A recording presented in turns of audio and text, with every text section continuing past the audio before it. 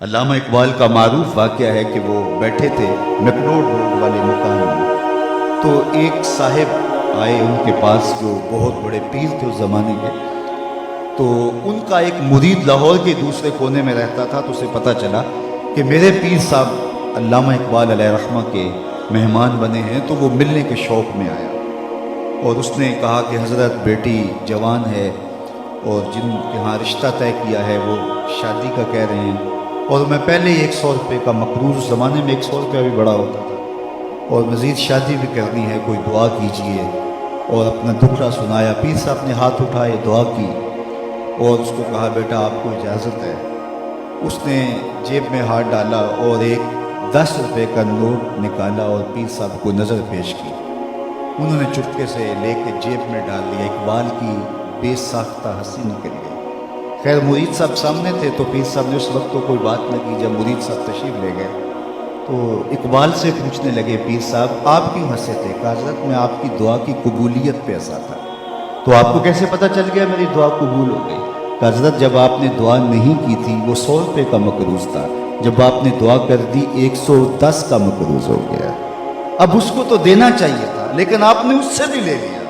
تو اس پر اقبال نے کہا تھا ہم کو تو میسر نہیں مٹی کا دیا، ہم کو تو میسر نہیں مٹی کا دیا بھی، گھر پیر کا بجلی کے چراغوں سے ہے روشن. تم بسم اللہ جو کہہ سکتے تھے رخصت ہوئے، رہ گئے قبروں پہ مجاور اور گول کن. میراث میں آئی ہے مسند ارشاد ان کو، زاغوں کے تصرف میں عقابوں کا نشیمن. نذرانہ نہیں سود ہے پیران حرم کا، نذرانہ نہیں سود ہے پیران حرم کا. ہر خرقہ سالوس کے اندر ہے مہاجن، شہری ہو دیہاتی ہو مسلمان ہے سادہ، بتوں کی طرح پجتے ہیں کعبے کے برہمن. تو اس کی تو مدد کرنی چاہیے تھی. وہ دکھڑا سنانے آیا ہے، بیٹی گھر کی دہلیز پہ بیٹھی ہے، یہ تو اس سے پوچھو جس کی بیٹیاں جوان ہیں اور ان کو رخصت کرنے کے لیے باپ مجبور ہے. کس طرح اس کی راتوں کی نیند اڑ جاتی ہے اور کس طرح دن کا قرار اڑ جاتا ہے، لیکن اس سے بھی 10 روپے وصول کر لیتے ہیں. تو آج میں اور آپ دیکھیں کہ ہر ایسا شخص نہیں ہوتا جس سے نذرانہ لیا جائے، کچھ ایسے ہوتے ہیں جن کو نذرانہ دیا جائے. پیر ایک ذریعہ بن جاتا ہے، غریب اور امیر کے درمیان ایک پل بن جاتا ہے. تو نذرانے کا تصور تو ہے طریقت کے اندر، لیکن اس کا یہ مطلب نہیں ہے کہ نذرانے سے پیر کے کتے بھی عیش کریں اور غریب مرید جو ہیں وہ نانے شبینہ کو ترسیں، اور پیر ان نذرانوں سے بٹیرے لڑائے اور شادیاں کرے، اور مرید جو ہے وہ بیچارہ نانے شبینہ کے لیے ترس ترس کے زندگی گزارے اور بلک بلک کے موت کی آغوش میں اتر جائے. اس لیے نذرانے کے تصور کا انکار نہیں، لیکن اس کا مصرف کیا ہونا چاہیے یہ پیر کی ذمہ داریاں ہیں. اقبال نے جب شکوے کا لہجہ اختیار کیا تو لہجہ بڑا تلخ ہو گیا. فتوے بھی متوجہ ہوئے. لہجہ تھا ہی تلخ، لیکن جب جواب آیا تو سارا نشہ اتر گیا. شکوے کا لہجہ تھا صفائے دہر سے باطل کو مٹایا ہم نے، نوع انسانی کو غلامی سے چھڑایا ہم نے. تیرے کعبے کو جبینوں سے بسایا ہم نے، تیرے قرآن کو سینوں سے لگایا ہم نے. پھر بھی ہم سے گلہ ہے کہ وفادار نہیں، ہم وفادار نہیں تو بھی تو دلدار نہیں. بڑا تلخ لہجہ ہوا، لیکن اب جواب آیا. لفظ وہی ہے، صرف صیغہ بدلتا ہے. اب ادھر سے آواز آ رہی ہے. صفائے دہر سے باطل کو مٹایا کس نے، نوع انسانی کو غلامی سے چھڑایا کس نے. میرے کعبے کو جبینوں سے بسایا کس نے، میرے قرآن کو سینوں سے لگایا کس نے. تھے تو آبا وہ تمہارے ہی مگر تم کیا، ہاتھ پہ ہاتھ دھرے منتظر فردا ہو. ہر کوئی مستے مئے ذوق تن آسانی ہے، تم مسلمان ہو یہ انداز مسلمانی. حیدری فقر ہے نئے دولت عثمانی ہے، تم کو اسلاف سے کیا نسبت روحانی ہے. وہ معزز تھے زمانے میں مسلمان ہو کر، تم خار ہوئے تارک قرآن.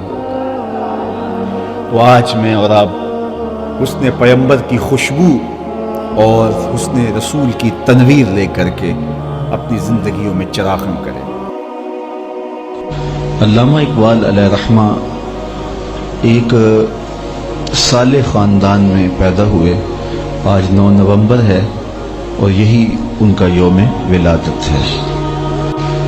اللہ نے انہیں جو ماں باپ دیے تھے وہ हुजूर से बेपनाह मोहब्बत करने वाले थे, रिज़्क़ हलाल कमाने वाले थे, साले मिजाज के लोग थे।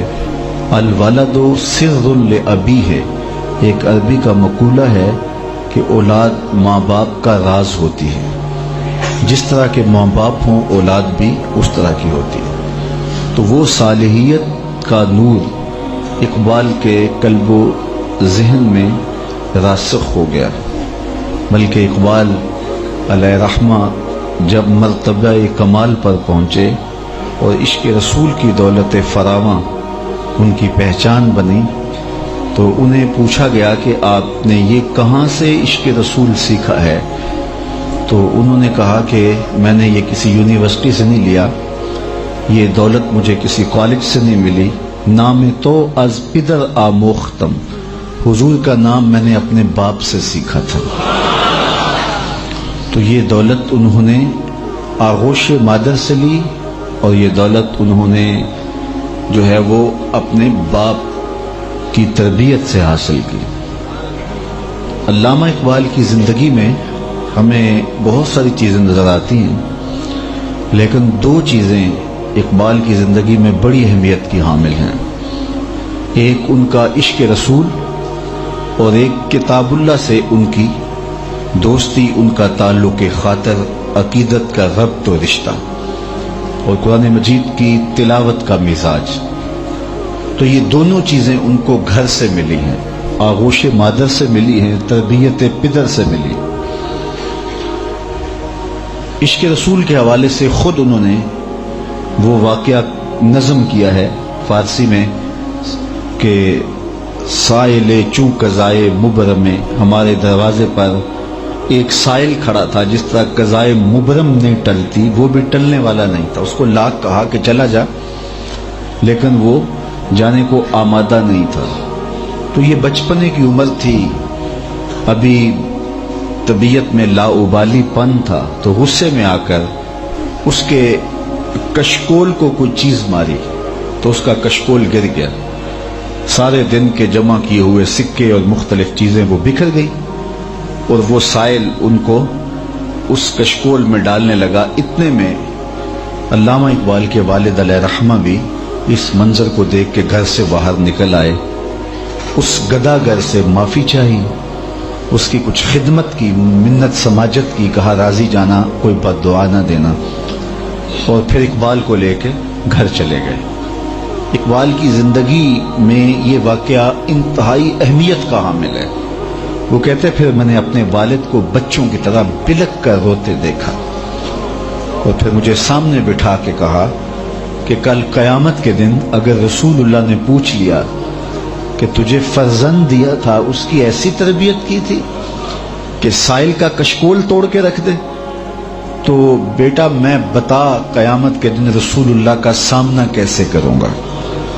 इकबाल कहते हैं इश्क़ रसूल की जो जोत लगी है वो इस वाक़या से मुझे लगी है।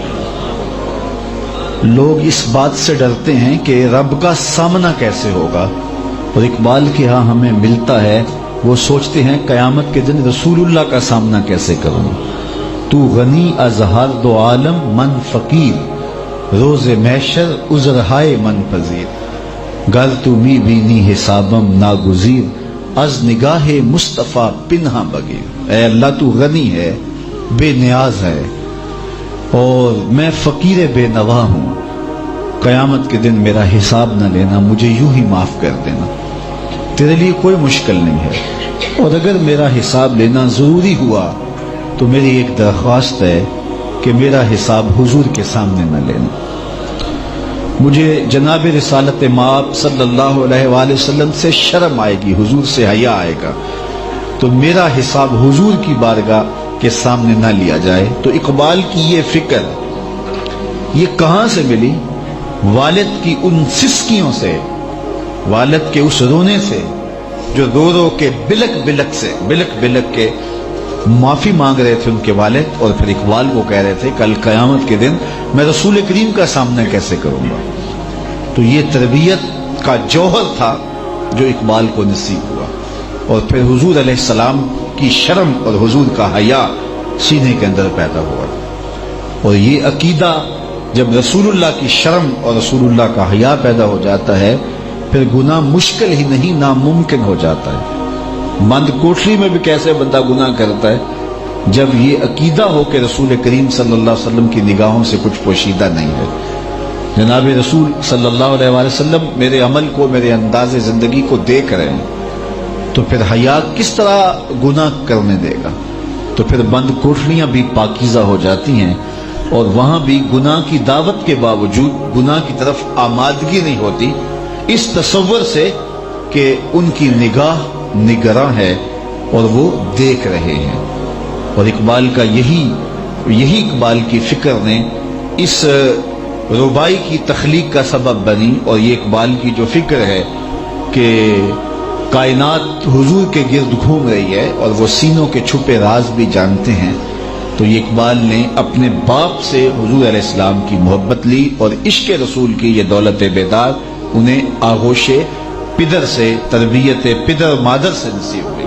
نام تو از پدر آموختم، حضور آپ کا نام میں نے اپنے باپ سے سیکھا تھا، ان سے آپ کا نام سمجھا تھا۔ اور دوسری بات اقبال کہتے ہیں کہ میں ابھی میٹرک کے پیپر دے رہا تھا کہ میرے والد گرامی نے ایک دن مجھے کہا کہ بیٹا جب فارغ ہو جانا تو مجھے بتانا، میں آپ سے بڑی ضروری بات کرنا چاہتا ہوں۔ تو کہا مجھے بے چینی سے انتظار تھا کہ میرے والد مجھ سے کیا بات کرنا چاہتے ہیں۔ جب میں فارغ ہوا تو میں سیدھا اپنے والد گرامی کے پاس گیا اور کہا کہ آپ نے کہا تھا کہ جب فارغ ہو جائیں تو مجھے بتانا، میں بڑی ضروری بات آپ سے کرنا چاہتا ہوں، تو میں اس دن سے بے چین ہوں، آپ مجھ سے کیا بات کرنا چاہتے ہیں؟ تو کہتے ہیں میرے والد گرامی نے کہا بیٹا قرآن مجید کو لے کے بیٹھ جاؤ اور ایسے پڑھو جس طرح تمہارے اوپر نازل ہوا ہے۔ تو یہ وہ چیز تھی جس نے کتاب اللہ کی محبت سینے میں پیدا کر دی۔ عشق رسول اور کتاب اللہ کی محبت، یہ وہ دو چیزیں ہیں جو اقبال کی تربیت کرتی ہیں اور اقبال کو اقبال بناتی ہیں، اور اس مقام پہ کھڑا کر دیتی ہیں کہ اقبال اتنا پیچیدہ ہو جاتا ہے اور اتنا گہرا ہو جاتا ہے کہ اقبال اپنے آپ کو ڈھونڈنے پھر نکل پڑتا ہے کہ میں کہاں کھڑا ہوں، اپنی ہستی کا سراغ لگانے نکل پڑتا ہے۔ ایک دفعہ جب یہ بھاٹی گیٹ پہ رہتے تھے، وہاں جو مکان تھا اقبال کا، اللہ اکبر، اس کا کرایہ جو تھا وہ زیادہ دیتے تھے اور وہ مکان اس حالت کا نہیں تھا۔ تو ایک دن ایک شخص نے پوچھا کہ اس کا کرایہ آپ اتنا زیادہ دیتے ہیں اور یہ تو اتنی جو ہے وہ مالیت کے کرائے کا مکان ہی نہیں ہے، تو مکان آپ بدل کیوں نہیں لیتے؟ تو اقبال نے کہا کہ مجھے مکان بدلتے شرم آتی ہے۔ کہا وہ کیوں؟ کہا اس لیے کہ یہ ایک ہندو بیوہ کا مکان ہے اور اس کی گزر اوقات اس کرائے پہ ہے، اور اتنا کرایہ میں دیتا ہوں اور میرے علاوہ کوئی اتنا کرایہ دے گا نہیں، تو اس بیوہ کی بیوگی کا خیال کرتے ہوئے میں زیادہ کرایہ دے رہا ہوں۔ یہ چیزیں، یہ درد مندی، یہ سوز، یہ گداز اقبال کو کہاں سے ملا تھا؟ یہ عشق رسول کی پیداوار ہے، عشق رسول کا عملی نتیجہ ہے۔ وہ عشق رسول کے زبان پہ دعویٰ عشق رسول اور ہاتھ میں چھری ہو، وہ عشق رسول کا مزاج نہیں ہے۔ وہ ہمارا ایک جو ہے وہ ایک بالائی انداز ہو سکتا ہے، لیکن عشق رسول جب روحوں میں رچ جاتا ہے تو پھر امت کے لیے محبت کے جذبات پیدا ہوتے ہیں، بلکہ انسانیت کے لیے محبت کے جذبات پیدا ہوتے ہیں۔ تو اس مکان میں اقبال رہتے تھے اور ان کی شاعری کے تنتنے تھے، شہرت تھی، بہت کچھ تذکرے پھیلے۔ تو وہاں ایک صاحب رہتے تھے جو پیر طریقت بھی تھے، مولوی صاحب بھی تھے، تو ان کی مجلس میں اقبال کا ذکر چھڑا اور ادھر ادھر کی باتیں ہوئی تو انہوں نے بڑے سخت لفظ کہہ دیے۔ تو بعد میں جب انہوں نے اقبال کے کلام کو ذرا دقت نظر سے پڑھا تو پھر انہیں کھلا کہ یار یہ تو بڑا پیچیدہ شخص ہے اور میں تو اپنی رائے جو قائم کی ہے وہ اچھی نہیں تھی۔ سرے راہ اقبال سے ملاقات ہو گئی تو انہوں نے جو اقبال سے بات کی وہ کلیات کے اندر اقبال نے ایک نظم لکھی ہے زاہدی اور رندی، اس میں یہ سارا مضمون پڑھا جا سکتا ہے۔ ایک مولوی صاحب کی سناتا ہوں کہانی، منظور نہیں شوخی طبیعت کی دکھانی، تو وہ اس کی کہانی سناتے ہیں کہ وہ ملا، اس نے کہا حضرت میں آپ کے بارے میں بڑی عجیب رائے رکھتا تھا، لیکن بعد میں آپ کا کلام پڑھا تو پھر مجھے کھلا کہ آپ تو کوئی اور چیز ہیں اور میں آپ کو سمجھ نہیں پایا، تو مجھے افسوس ہے کہ میں آپ کے بارے میں کچھ اچھے کلمات نہیں کہے، تو مجھے اپنے کہے پر پچھتاوا ہے۔ تو اس نے جب معذرت کا اظہار کیا اور ساتھ کہا کہ حضرت آپ کو سمجھ نہیں پایا، تو اقبال نے جو اس کا جواب دیا، میں صرف مقصود چونکہ میرا وہاں ہے کہ اقبال کتنا گہرا ہو گیا تھا اور وہ خود کو ڈھونڈنے نکلا تھا، تو کہا کہ حضرت آپ نے جو کہا یہ آپ میرے ہمسائے تھے اور آپ کا حق بنتا تھا میرے بارے جو بھی کہنا چاہتے کہتے، یہ آپ نے ہمسائیگی کا حق ادا کیا ہے تو مجھے کوئی ناراضگی نہیں، باقی رہی بات کہ آپ مجھے سمجھ نہیں پائے تو یہ کوئی افسوس کی بات نہیں، میں خود بھی نہیں اپنی حقیقت سے شناسا، اگر آپ مجھے سمجھ نہیں پائے تو وہ تو آپ ہیں، باقی جہاں تک میری گہرائی اور گہرائی کا عالم ہے میں خود بھی نہیں اپنی حقیقت سے شناسا، گہرا ہے میرے بحر خیالات کا پانی، شوق تو مجھ کو بھی ہے کہ اقبال دیکھوں، شوق تو مجھ کو بھی ہے کہ اقبال دیکھوں کہ اس کی جدائی میں بہت اشک فشانی، اقبال بھی اقبال سے آگاہ نہیں ہے، کچھ اس میں تمسخر نہیں واللہ نہیں ہے۔ تو وہ کہتا ہے کہ میں تو اگر ڈھونڈنے نکلوں تو میں اپنی ذات کا ابھی تک سراغ نہیں پا سکا کہ میں کون ہوں، اور جب سراغ زندگی ملتا ہے تو پھر اقبال کہاں کھڑا ہوتا ہے اور پھر کس طرح کائنات کے ہر رنگ کے اندر انسانیت کا رنگ اور خودی کا نور اقبال کو دکھائی دیتا ہے کہ کانپتا ہے دل تیرا اندیشائے طوفان سے کیا، نا خدا تو بحر تو کشتی بھی تو ساحل بھی تو، دیکھ آ کر کوچائے چاکے گرے باں میں کبھی، کیس تو لیلا بھی تو صحرا بھی تو محمل بھی تو، وائے ناکامی کہ تو محتاج ساکی ہو گیا، میں بھی تو مینا بھی تو مستی بھی تو حاصل بھی تو، آہ کس کی جستجو آوارہ رکھتی ہے تجھے، راہ تو رہرو بھی تو رہبر بھی تو منزل بھی تو، بے خبر تو جوہر آئینہ ایام ہے، تو زمانے میں خدا کا آخری پیغام۔ تو جب خودی سے آشنائی ہوتی ہے تو پھر کائنات کے سارے رنگ ایک وجود کے اندر دکھائی دیتے ہیں، وہ وجود انسان ہے، اور پھر وہ رازدان بن جاتا ہے، فطرت کے رازوں کا امین بن جاتا ہے، پھر وہ خودی کا ترجمان بن جاتا ہے، پھر وہ راز کن فقاں بن جاتا ہے۔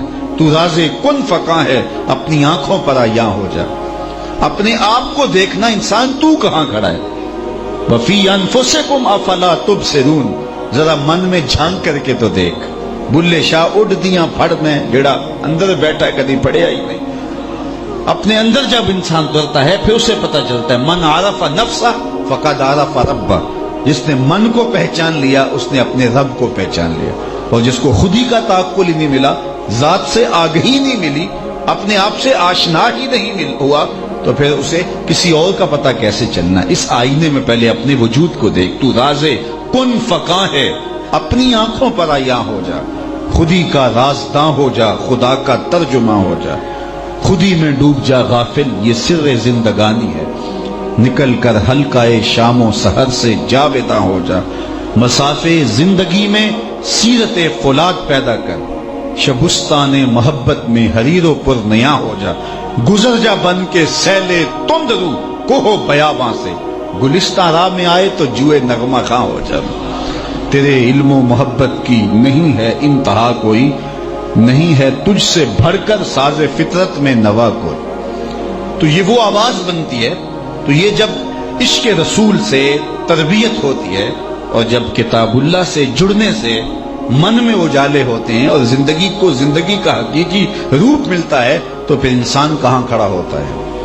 بہت ساری باتیں ہیں جو کہنے کی نہیں ہیں، اور جو ہے وہ مجلس عام میں ان کی مکمل تشریح اور بیک گراؤنڈ کے بغیر اگر کہیں جائیں تو پھر فتنے سے خالی نہیں ہے۔ اس لیے اتنی بات کافی ہے کہ انسان جب ان دولتوں سے مالا مال ہوتا ہے تو پھر خود ہی اس کے مقام پہ جب فائز المرام ہوتا ہے تو پھر اس کے رنگ ہی اور ہوتے ہیں، اور دھنک کی ساری شوخیاں اور کوسے قضا کے سارے رنگ ایک وجود کے اندر دکھائی دیتے ہیں، اور ایک انسان اس کو جس پہلو سے دیکھا جاتا ہے وہ ایک عجیب قدرت کا راز نظر آتا ہے، اور قدرت کے ان رازوں کا امین اگر آپ نے اس کائنات کے اندر وجودی شکل میں کوئی انسان دیکھنا ہو تو اس کا نام علامہ اقبال ہے۔ اللہ تعالیٰ نے اس شخص کو جو ہے وہ مرکہ بنا دیا تھا، اور اس کے لیے جو خاص راز تھا کہ وہ حضور علیہ السلام کے عشق کی تربیت کے اندر دو باتیں میں عرض کرنا چاہوں گا، وقت نہیں ہے۔ کبھی ایسا نہیں ہوا، کبھی بھی ایسا نہیں ہوا کہ اقبال کے سامنے حضور کا نام لیا گیا ہو اور وہ بچوں کی طرح بلک بلک کے رویا نہ ہو، اور کبھی بھی ایسا نہیں ہوا کہ علامہ اقبال قرآن مجید کی تلاوت کرتے ہوں اور آنکھوں نے آنسوں کا خراج نہ دے۔ غنا سے پڑھتے تھے قرآن مجید اور سحری کے وقت پڑھتے تھے، اور یہ خاص لمحے ہیں قرآن مجید کی تلاوت کے۔ جب آخری عمر آئی 1938 کے اندر، آپ کے گلے کا مسئلہ ہو گیا تھا، تو جو ہے وہ کلام مشکل ہو گیا تھا، تو غنا کے ساتھ کلام پڑھنے کا، قرآن مجید کی تلاوت کرنے کا مزاج تھا۔ تو جب آخری عمر کے اندر پڑھتے تو وہ غنا کے ساتھ قرآن مجید نہ پڑھا جاتا، تلاوت کی وہ خاص جو ردم ہوتا ہے، لے ہوتی ہے، اس کیفیت میں نہ پڑھا جاتا۔ پڑھتے تو ٹھیک لیکن اس طرح نہ پڑھا جاتا۔ تو آج کوئی بیمار ہو جائے نا تو حال پوچھنے کوئی آئے تو لوگ کہتے ہیں جناب بیمار ہو گئے، کیا حال ہے؟ تو وہ کہتا ہے جی بڑا برا حال ہے، مجھ سے چلا نہیں جاتا۔ کوئی کہتا ہے جو کھانے پینے کا شوقین ہو وہ کہتا ہے جی بیماری آ گئی، اب تو کوئی چیز کھا ہی نہیں سکتا، کیونکہ اس کی ترجیحات کھانے پینے کی ہوتی ہیں۔ وہ کہتا ہے میں کھا نہیں سکتا۔ کسی شوگر والے سے پوچھو، وہ کہتا ہے میٹھا نہیں کھا سکتا تو کیا زندگی باقی ہے؟ تو ہمارے مسئلے یہ ہیں، ہم کھا نہیں سکتے، ہم پی نہیں سکتے، ہم سیر نہیں کر سکتے۔ اقبال سے کسی نے آ کے حال پوچھا کہ تم بتاؤ کیا حال ہے؟ تو اقبال نے کہا لطف قرآن سحر باقی نہ مان۔ سب سے بڑی مصیبت یہ ہے کہ سحری کے وقت اٹھ کے قرآن پڑھنے کا جو لطف تھا وہ باقی نہیں رہا۔ لطف قرآن سحر باقی نہ مان، قرآن مجید پڑھنے کا وہ جو لطف سحری کے وقت آیا کرتا تھا وہ لطف چھن گیا ہے اس بیماری کی وجہ سے۔ کاش کہ قرآن کو اس انداز سے میں پڑھ سکتا۔ تو اقبال قرآن مجید کی تلاوت کو حفظ جاں بنائے ہوئے تھے۔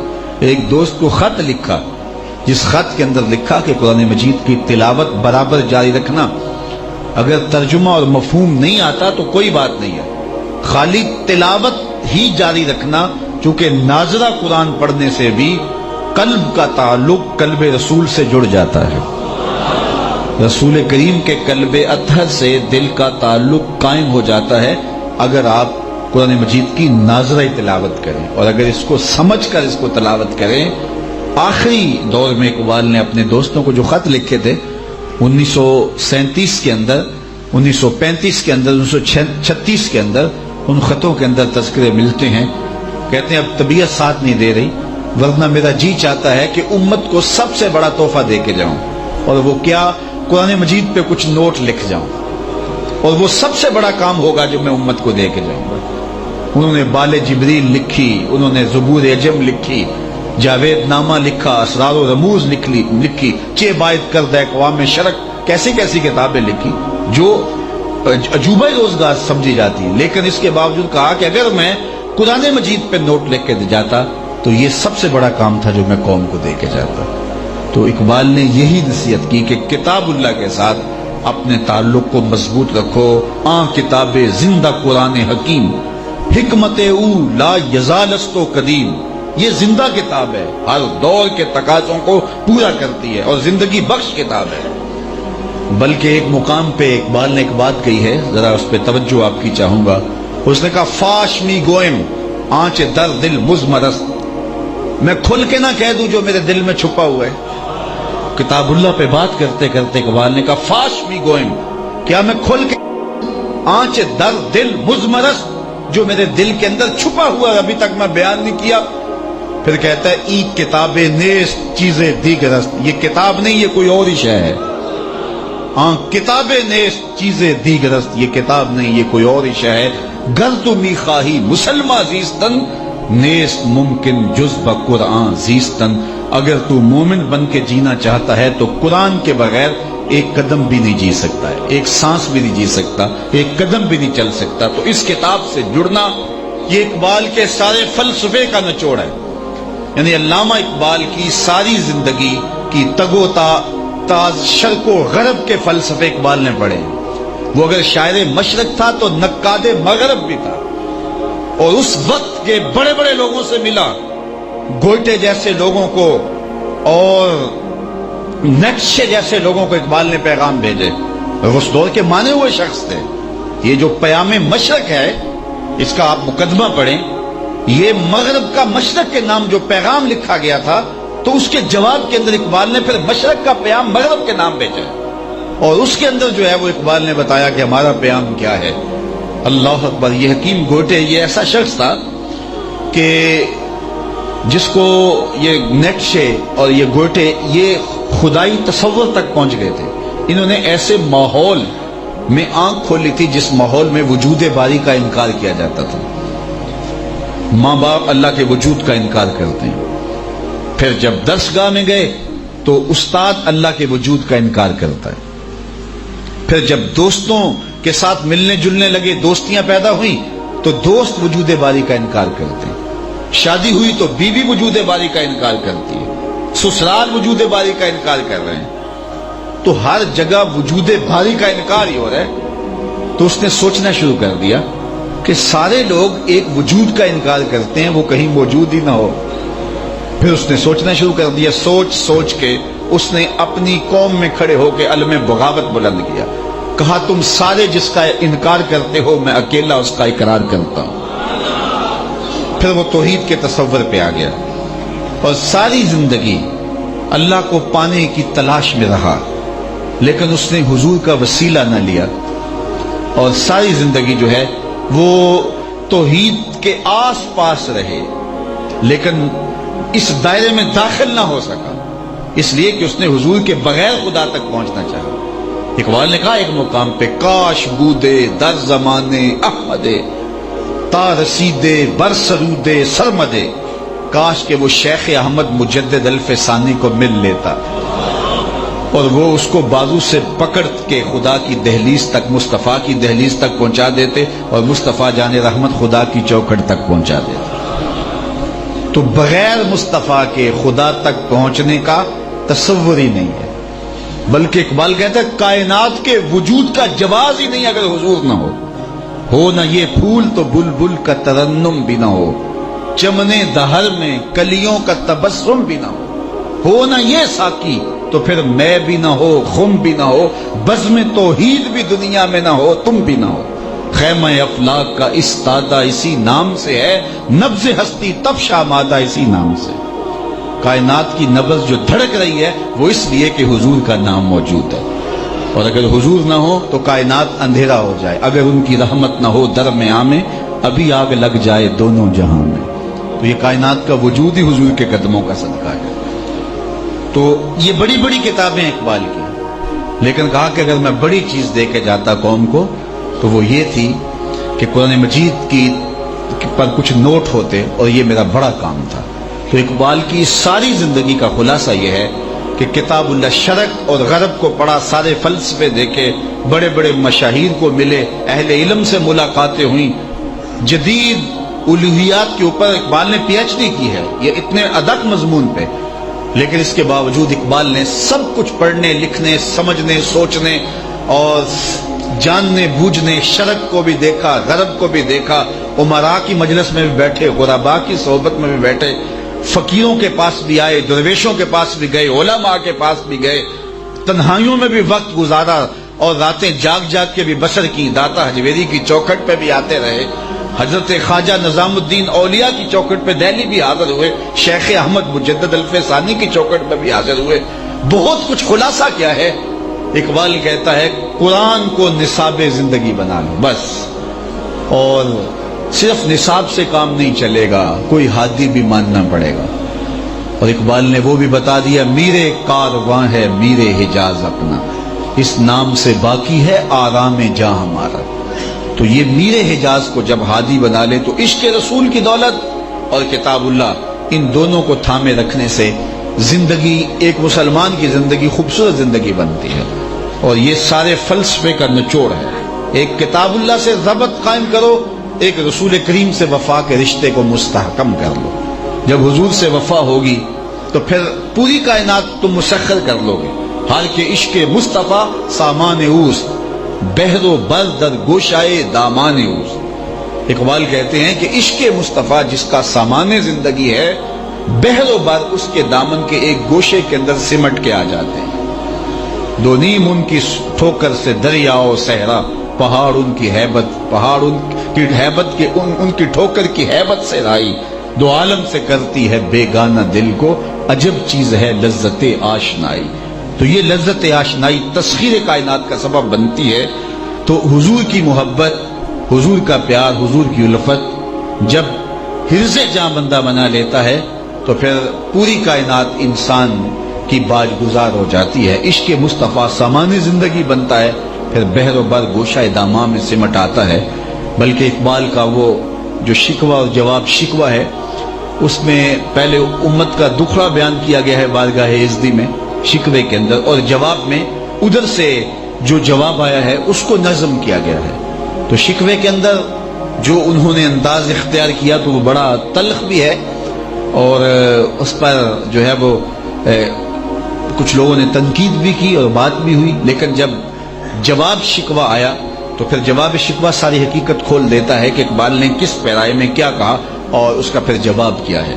تو شکوے کے اندر انہوں نے اپنا دکھڑا بیان کیا ہے کہ تیرے کعبے کو جبینوں سے بسایا ہم نے، نوع انسانی کو غلامی سے چھڑایا ہم نے، صفائے دہر سے باطل کو مٹایا ہم نے، تیرے قرآن کو سینوں سے لگایا ہم نے، پھر بھی ہم سے گلہ ہے کہ وفادار نہیں، ہم وفادار نہیں، تو بھی تو دلدار نہیں. تو بڑا تلخ لہجہ ہے، لیکن جواب آیا ہے، صرف صیغہ بدلا ہے، لفظ وہی ہے، صیغہ تبدیل ہوا ہے. آواز آ رہی ہے ادھر سے، آواز ادھر سے آ رہی ہے، مفہوم ادھر سے آ رہا ہے. اقبال کا لہجہ ہے. آواز کیا آئی؟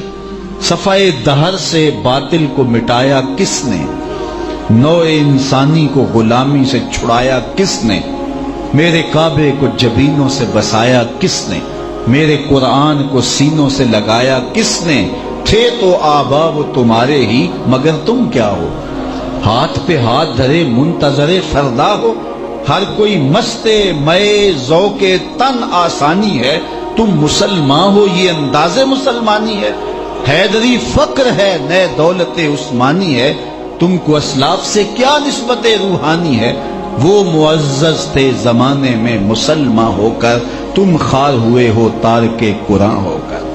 کتاب اللہ سے دوری تمہاری ذلت، پستی، ذبوحالی، نکبت، رسوائی، ادبار، سب کا سبب کتاب اللہ سے دوری ہے. اس کتاب سے اگر نیڑے ہو جاؤ تو پھر تمہاری دنیا بھی بہتر ہے اور تمہارا دین بھی بہتر ہے.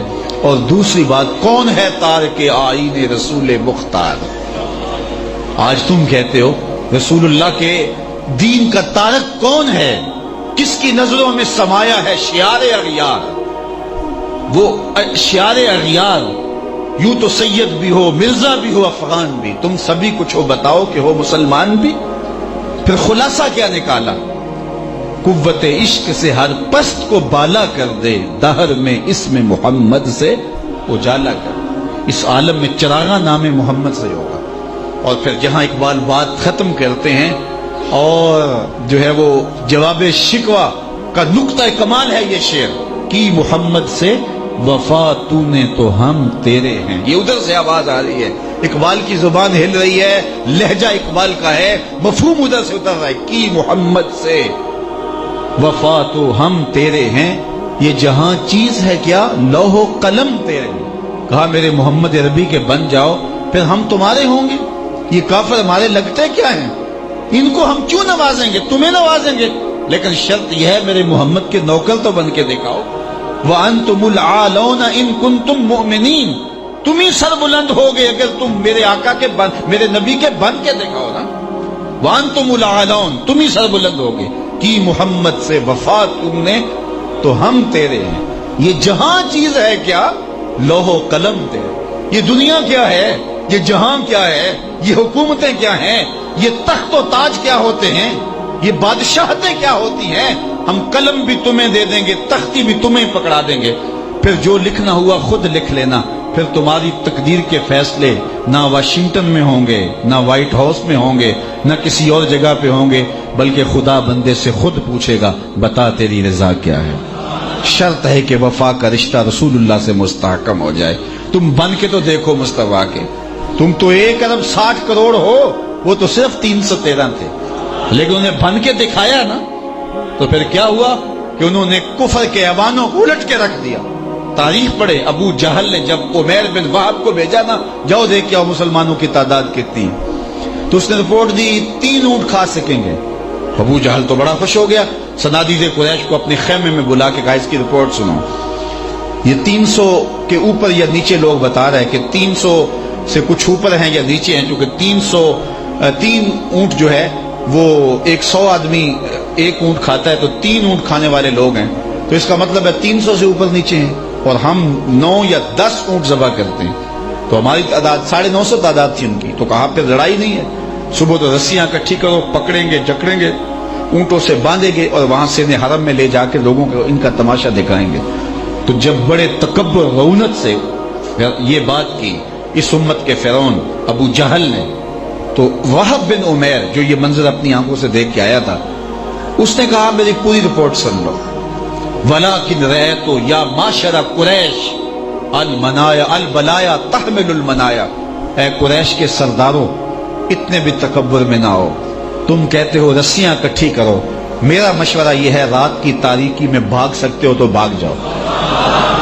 कहा तू कह रहा है वो 300 के लगभग हैं? कहा सच है, मैं देख के आया हूं, उनकी तादाद 300 से ज्यादा नहीं, मैंने वादियां भी टीले भी सारे देखे हैं, पीछे कुमक भी कोई मौजूद नहीं, और तुम्हें यह भी बताऊं उनके पास असला भी कोई नहीं, 2 घोड़े 6 ज़िरें 8 तलवारें।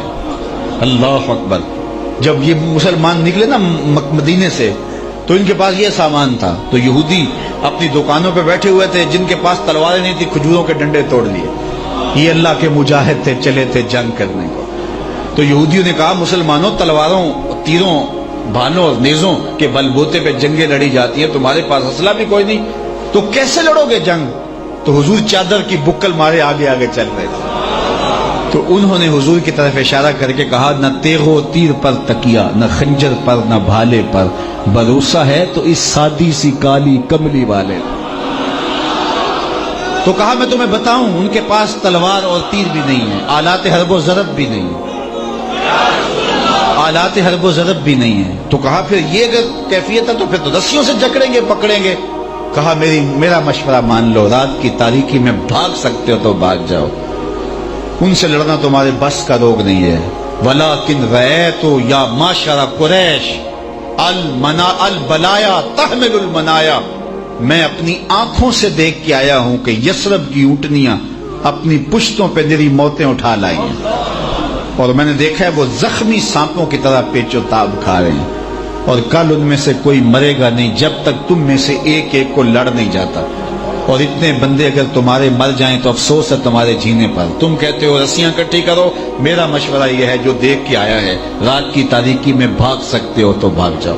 अगले दिन फिर अजीमत और जुर्रत की जो दास्तां अहले ईमान ने रकम की और रब की मदद उतरी, मेरे रब ने भी उस दिन को यौम फुरकान कहा। तो कहा वो तो 313 थे लेकिन हो गए थे ना हुजूर के, तो हमने गालिब कर दिया। तुम तो 1 अरब 60-70 करोड़ हो, आओ ना मेरे रसूल के बन के दिखाओ। की मोहम्मद से वफा तूने तो हम तेरे हैं, ये जहां चीज है क्या लौह कलम तेरे हैं। फिर लौह भी तुम्हारे हाथ में दे देंगे, कलम भी तुम्हारे हाथ में दे देंगे। तो इकबाल ने इश्क रसूल की वो दौलत फरामा अपने सीने में पाली, और आज 1 सदी का अरसा होने को है, लेकिन इसके बावजूद उनकी यादों के दिए मदहम नहीं हो रहे। उनके जिक्र का चरागा है और उनके फिक्र की खुशबू है, और इस वतन को उन्होंने सेंचा अपनी फिक्र से, अपने तसव्वुर की खुशबू से। और आज भी इस वतन में काश के नस्ल नो फिक्र इकबाल को समझने की कोशिश करे, और ये मिंबर व मेहराब का भी मौजू बने, और इकबाल की तफहीम से जो है वो ज़ात की तफहीम नसीब होती है, अपने आप से आगही नसीब होती है। इकबाल हमें खुद ही का दर्स देता है, हमें अपने मन में डूबकर सुरागे जिंदगी पा जाने का सबक देता है, गैरों के आगे झुकने से बचाता है। क्योंकि इकबाल कहता है कि गैरों के आगे झुकोगे फिर तन भी तुम्हारा नहीं रहेगा और मन भी तुम्हारा नहीं रहेगा, और ये बात कलंदर को तो पानी पानी कर जाती है। इसलिए इकबाल का फलसफा ये है कि अगर जीना है तो फिर खुद ही का तसव्वुर लेके जियो, खुद ही का کا چراغ ہاتھ میں لے کر کے زندگی کی سنگلاخ راہوں سے گزرو. زندگانی کی حقیقت کوہکن کے دل سے پوچھ. یہاں زندگی کی حقیقت اقبال نے کہی کہ وہ جو ہے وہ سنگے گراں تیشا و سنگے گراں ہے زندگی. زندگی تو جو ہے وہ کشاکش کا نام ہے. یہ فارمی چوزے والی زندگی جو ہم اختیار کرنا چاہتے ہیں. اقبال کا اس کا تصور بھی نہیں اقبال کو کہ یہ بندہ کہتا ہے پیسے مل جائیں, زیادہ سے زیادہ آسائشیں سہولتیں مل جائیں. اقبال کا تصور نہیں ہے. کیا میں نے اس خاکداں سے کنارہ جہاں رزق کا نام ہے آب و دانا, پلٹنا جھپٹنا جھپٹ کر پلٹنا لہو گرم رکھنے کا ہے ایک بہانہ. پرندوں کی دنیا کا درویش ہوں میں کہ شاہی بناتا نہیں آشیانہ. ہماری ساری زندگی سی تگ و تاز میں گزر جاتی. ساری زندگی گزر گئی, ساری زندگی بیت گئی.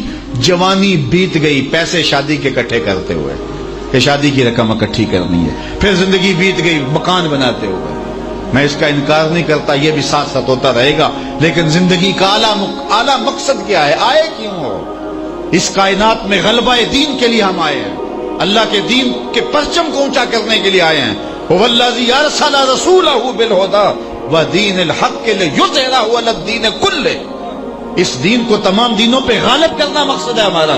اور اقبال اس فلسفے کو ابھارتا ہے اور زندگی کے اندر تحرک ہے. یاد مجھے نکتہ سلمہ خوش آہنگ, دنیا نہیں مردان جفاکش کے لیے تنگ. چیتے کا جگر چاہیے شاہی کا تجسس. اللہ اکبر. چیتے کا جگر اور شاہی کا تجسس ہو تو زندگی گزارنے کا مزہ آتا ہے. شکار مردہ سزاوار شاہی نہیں ہے. مرے ہوئے شکار گرد کھاتی ہے, مرے ہوئے شکار شاہی نہیں کھاتا. وہ اپنا شکار زندہ خود تلاش کرتا ہے. اپنی زندگی آپ پیدا کر اگر زندوں میں ہے. اقبال کا درس خود ہی یہ ہے. وہ انسان کو کھڑا کرتا ہے, وہ مقام خود ہی پہ دیکھنا چاہتا ہے اور جوانوں کو اس مقام پہ دیکھنا چاہتا ہے کہ وہ معمولی باتوں سے مرعوب نہ ہو جائیں. اقبال تو وہاں گیا نا مغرب میں, تو آ کے مغرب پر تنقید کی. نئی تہذیب تکلف کے سوا کچھ بھی نہیں. چہرہ جو روشن نہ ہو تو کیا حاجت گلگونہ فروش. کہا یہ میک اپ کیا ہوا ہے, اندر کچھ بھی نہیں ہے. اگر کچھ ہے تو محمد عربی کے غلاموں کے سینوں میں ہے. زندگی تو یہ ہے, زندگی تو یہ ہے. وہاں کچھ بھی نہیں. اقبال نے کہا زندگی حرارت کا نام ہے, تب و تاب جاویدانہ کا نام ہے. زندگی کشش کا نام ہے. زندگی قوت اور توانائی کا نام ہے, ہیبت کا نام ہے. کفر سے, ظلم سے, جبر سے ٹکرانے کا نام ہے. حالات کی تلخیوں کو سہ جانے کا نام ہے. مشکلوں کا سینہ چیرنے کا نام زندگی ہے. کوہ گراں کے کلیجے سے نہر نکالنے کا نام زندگی ہے. زندگی آسان تو نہیں ہے. یہ فارمی چوزے کی طرح زندگی تھوڑی گزارنی. زندگی جاں فشانی کا نام ہے, سختی کا نام ہے, حالات کی تلخیوں سے گزرنے کا نام ہے, کشاکش حیات کا نام ہے. تو جوانوں کو اقبال کہتا ہے کہ جوانی یہ نہیں چوک پہ کھڑے ہو کر کے تم اپنی نظروں کو غلیظ کرتے رہو. جوانی کے تقدس کو سڑکوں پہ لٹا دو. جوانی یہ نہیں ہے. جوانی کیا ہے شباب اپنے لہو کی آگ میں جلنے کا نام. یہ تو اپنے لہو کی آگ میں جلنے کا نام ہے. یہ تو حرارت ہے. جوانوں کو تو پیروں کا استاد بننا چاہیے. جوانوں کو تو بوڑھوں کے لیے حرارت کا سبب بننا چاہیے. بلکہ اقبال تڑپ تڑپ کے یہ خیرات مانگتا ہے, تڑپنے پھڑکنے کی توفیق دے, دل مرتضی سوزے صدیق دے, جوانوں کو آہے سحر بخش دے, میرا دل میری سوزے تر بخش دے. اللہ اکبر. تو یہ توانائی, یہ حرارت جب سینوں میں پیدا ہوگی, جب ثابت نہیں ہوگے, جب سیار بن جاؤ گے, جب حالات کی تلخیوں سے ٹکرانے کا گر سیکھ جاؤ گے, تو پھر اقبال کے مرد مومن بنو گے. اور اقبال ایسا مرد مومن دیکھنا چاہتا ہے.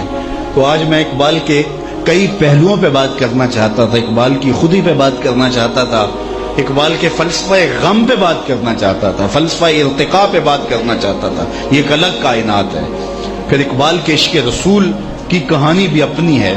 جب بارگاہ رسالت مآب میں جاتا ہے بحضور رحمت للعالمین, اقبال کی نظم اب ترجمے کے ساتھ بھی دستیاب ہے, آپ پڑھیں وہاں. جب حضور کی بارگاہ میں سلامی اقبال پیش کرتا ہے, جب بھی میں گیا ہوں حضور کی چوکھٹ پہ اور جب بھی سلام کر کے آیا ہوں تو مجھے اقبال ضرور یاد آئے.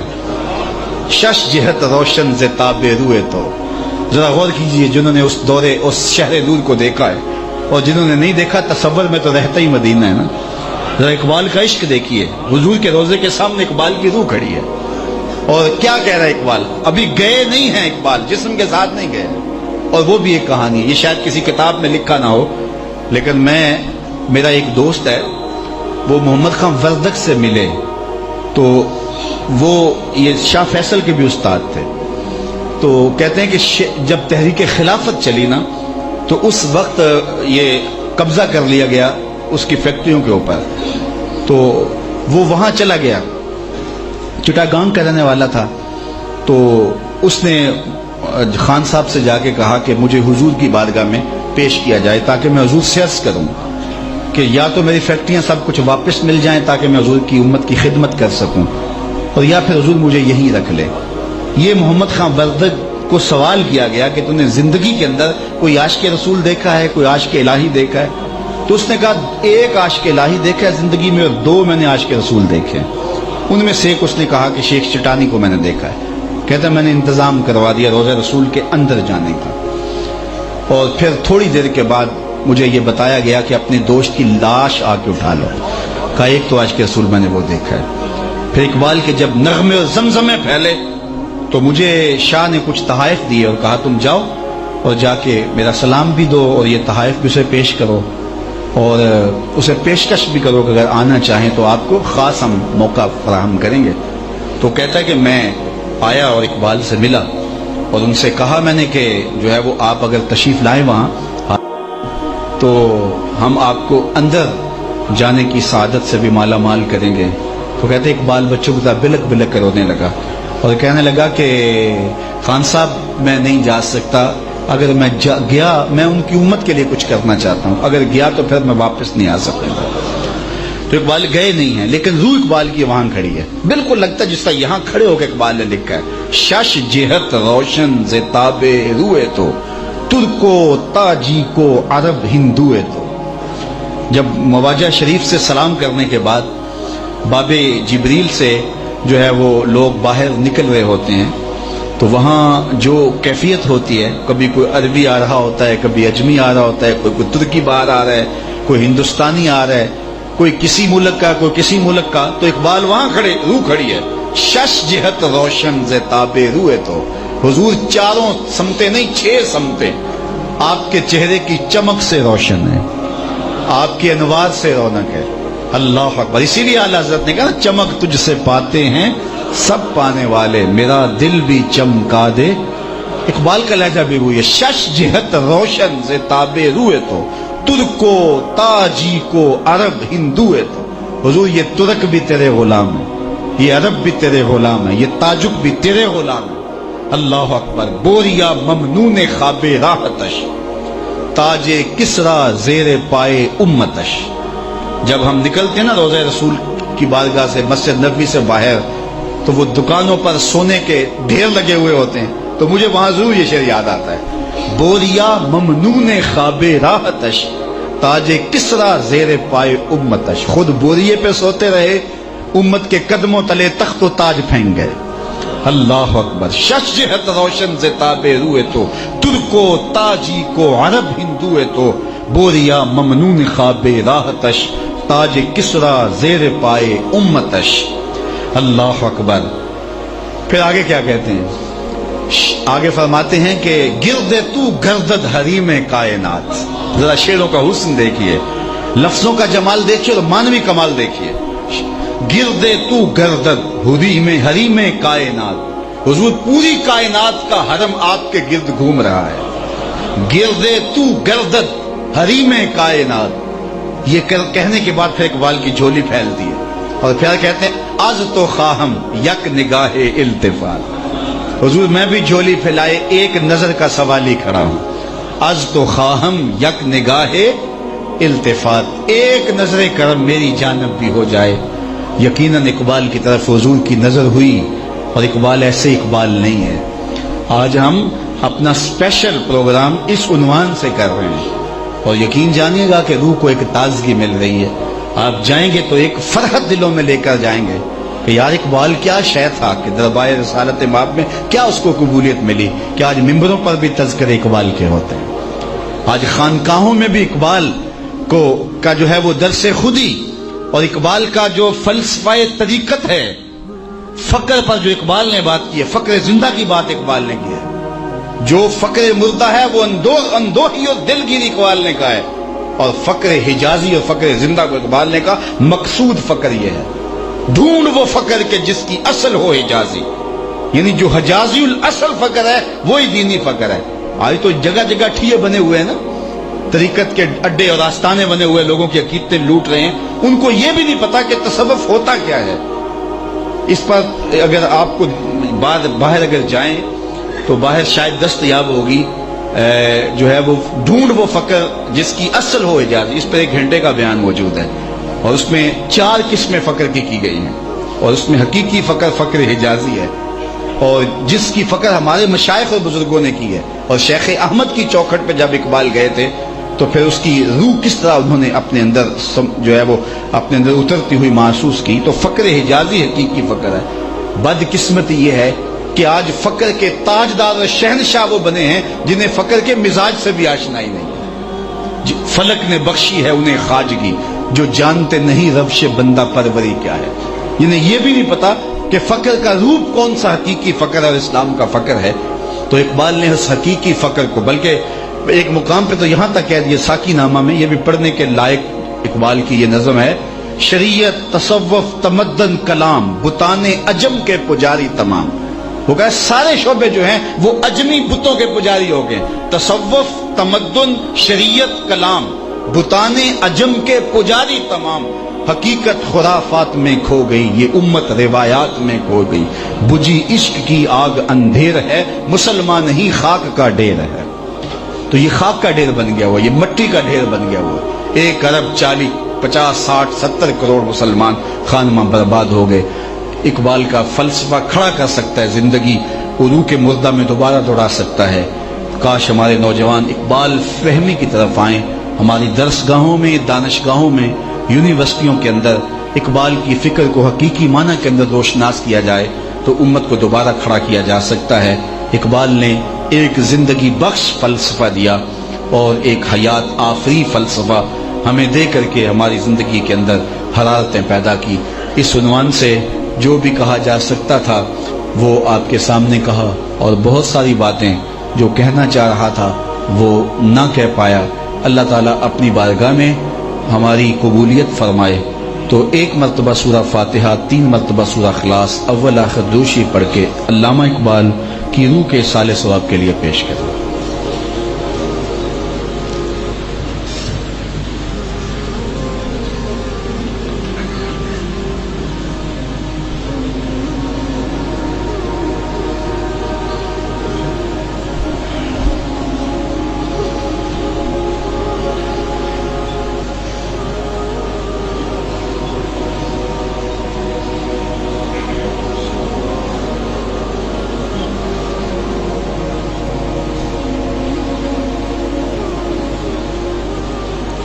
الحمدللہ رب العالمین والصلاة والسلام علی اشرف الانبیاء والمرسلین۔ مالک اٹھے ہوئے ہاتھ کبھی خالی نہ موڑنا، پھیلی ہوئی ہمیشہ رحمتوں سے بھر دینا۔ تو کریم ہے ہم سب کے من ستھرے کر دے، باطن میں اجالے ڈال دے۔ اے اللہ جو کلام پڑھا گیا اور میری مل کیا گیا اس کا ایصال تیرے محبوب کی بارگاہ میں کرتے ہیں، قبول فرما، حضور کے درجے بلند فرما، حضور کے اصحاب، اہل بیت اطہار، شہدائے بدر و حنین، احد، کربلا، تابعین، تبع تابعین، ائمہ دین، مجتہدین، چہار خانوادہ طریقت کے بزرگان دین کی روحوں کو پیش کرتے ہیں، مستجاب فرما۔ بالخصوص حضرت اقبال علیہ رحمہ کی روح کو پیش کرتے ہیں، قبول فرما۔ اے اللہ ان کے فکر و فلسفہ کو سمجھ کر عمل پیرا ہونے کی توفیق دے۔ جتنے لوگ تشریف لائے، گرمی کی شدت میں بیٹھے، باہر کھڑے ہیں، نیچے ہیں، یہ ہجوم عاشقاں، یہ محبتوں کا سماں اور یہ پیار کا انداز، اے اللہ اسے قبول فرما۔ اس شہر گجرات میں جب بھی آیا ہوں لوگوں کی محبتیں دیکھ کے دل باغ باغ ہوا، مالک اس کی برکتیں اہل گجرات کو نصیب فرما۔ گرد و نواح سے جو لوگ تشریف لائے سب کو جزائے خیر دے، اپنی راہوں کا مسافر رکھنا، کتاب اللہ کے ساتھ تعلق کی پختگی نصیب فرما، حضور علیہ السلام کے عشق کی دولت فراواں بخش دینا۔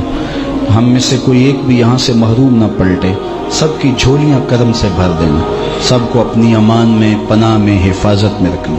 تو کریم ہے ہم سب کے حال پہ رحم فرما، اٹھے ہوئے ہاتھ کبھی بھی خالی نہ لوٹانا، پھیلی ہوئی جھولیاں ہمیشہ رحمات سے بھر دینا۔ مائیں بہنیں بیٹیاں جتنی بھی تشریف لائیں، بچے بوڑھے جوان مرد و زن جو بھی تشریف لائے، سب کو جزائے خیر عطا فرما۔ اتنے لوگوں کی آمین کے ساتھ تیری بارگاہ میں دعا ہے، میرے وطن کی خیر فرما، میرے ملک کو امن کے اجالے دے، پاک فوج کو ضرب عظم میں کامل اکمل اور مکمل کامیابی عطا فرما، پاکستان کے داخلی اور خارجی دشمنوں سے اس وطن کو نجات عطا فرما، نظریاتی اور جغرافیائی سرحدوں کی حفاظت فرما۔ جو لشکر اور سپاہ اس وطن کی تقدیر کو پامال کرنا چاہتے ہیں، تقدیر سے کھیل رہے ہیں، ان اشرار سے اور ان کے سرپرستوں سے اور ان کے سرپرستوں کی شر سے اس وطن کو محفوظ فرما، اس وطن کو ہر خیر عطا فرما، ہمیں نیک صالح جرت مند دیندار حکمران نصیب فرما۔ اے اللہ اپنا خاص کرم پوری امت کا مقسوم کر دے۔ وصلی اللہ تعالی علی النبی الامین وآلہ وصحبہ اجمعین برحمتک یا